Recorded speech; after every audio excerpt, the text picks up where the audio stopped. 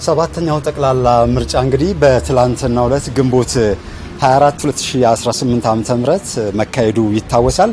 በትላንትናው ዕለት ምርጫም እጅግ በጣም በርካታ ኢትዮጵያውያን መርጠው ያስተዳድረናል ይሆነናል ያሉትን ፓርቲ ወይም ደግሞ እንደራሴዎቻቸውን ሲመርጡ ውለዋል። እስከ ትላንት በነበረው ሂደት በዚህ በስልጤ ዞን በ6 የምርጫ ክልል እንዲሁም ደግሞ በ528 የምርጫ ጣቢያዎች መራጮች ድምጻቸውን ሲሰጡ ቆይተዋል። በአሁኑ ሰዓት እንግዲህ በተለያዩ ቦታዎች ላይ ጊዜያዊ ውጤት እየተገለጸ ነው የሚገኘው። መራጮችም በአካባቢያቸው ላይ ተገኝተው እንዲሁ ውጤቱን ሲመለከቱ እኛም ለመታዘብ ችለናል። ከይሬ ሽፋ እባላለሁኝ።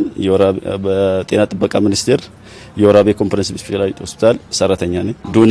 ዱና ቁጠባና አካባቢው የሚባል መንደር ላይ ድምጽ ሰጥቻለሁ። ምርጫ ካርድ ማስቀድሜ ወስጄ ነበር። በጉስ ተጠብቀው የነበረው ነው ሰባተኛ ሀገራዊ ምርጫን በሰዓቱ ወጥቼ ቁጠባና አካባቢው የምርጫ ጣቢያ አካባቢ በጧቱ መርጬ ያለውንም ነገር ታዝቤ ነበር። ፍትሃዊ እንደነበር አስተውያለሁ።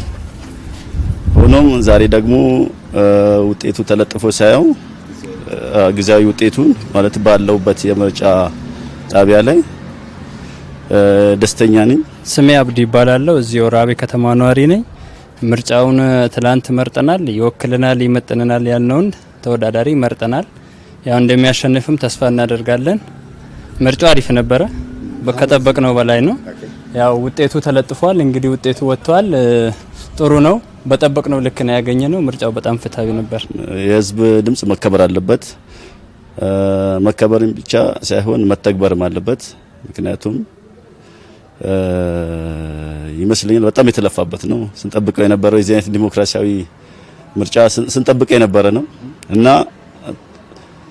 ተፎካካሪዎችም መሪው አገሪቷን የሚያስተዳድረው ፓርቲ የህዝብን ምርጫ ማክበር አለበት።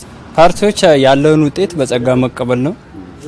ውጤቱን ያው ህዝብ ይሆነኛል ያለውን ይወክልኛል ያለውን የመረጠው ፓርቲዎች የመቀበል ግዴታ አለባቸው ብዬ አምናለሁ።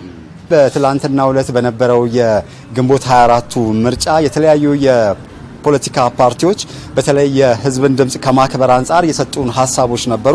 የሀሳብም እንግዲህ ህዝቡ የሰጠውን ውሳኔ ህዝቡ የሰጠውን ድምጽ ማክበር እንዳለብን በትላንትናው ዕለት ከደቡብ ቴሌቪዥን ጋር በነበራቸው ቆይታ መልእክታቸውን አስተላልፈው ነበረ። መሬት ላይ ያለው እውነታ ስለሆነ መሬት ላይ ባለው እውነታ መዳኘት ደግሞ አዘይንዶፍ ዘደይ የኢትዮጵያን አሸናፊነት ነው ይፋ የምናደርገው ወይም የምናበስረውና ኢትዮጵያ ከቡድኖች በላይ ናት። ኢትዮጵያ ከግለሰቦች በላይ ናት። የሁላችንም ድምር ውጤት የኢትዮጵያን አሸናፊነት እውን እንዲያደርግ ማድረግ ስለሆነ ውጤቱንም ልክ እንደዚያው እንደ ሂደቱ ሁሉ በጸጋ መቀበል ተገቢ ይሆናል ማለት ነው። ሌላ በጥብጥ መፍጠር እቺን ሀገር ወደ ማፍረስ ሊሄድ ይችላል። ስለዚህ በአንድም በሌላም መልኩ ሀገራችንን እንፈልጋታለን። ባለው ልክ ተሳትፎ እያደረግን በሰላማዊ ዲሞክራሲያዊ መንገድ ችግሮች ቢያጋጥሙ፣ ጉድለቶች ቢያጋጥሙ፣ ማጭበርበሮች ቢያጋጥሙ በተቋቋሙ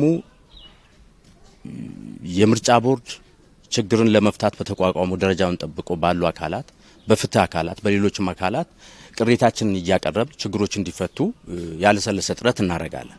የፓርቲዎች ውድድር ነው። የፓርቲዎች ውድድር እስከሆነ ጊዜ ድረስ የህዝብ ድምጽ ሊደመጥ አለበት፣ መከበር አለበት የሚል እምነት አለኝ።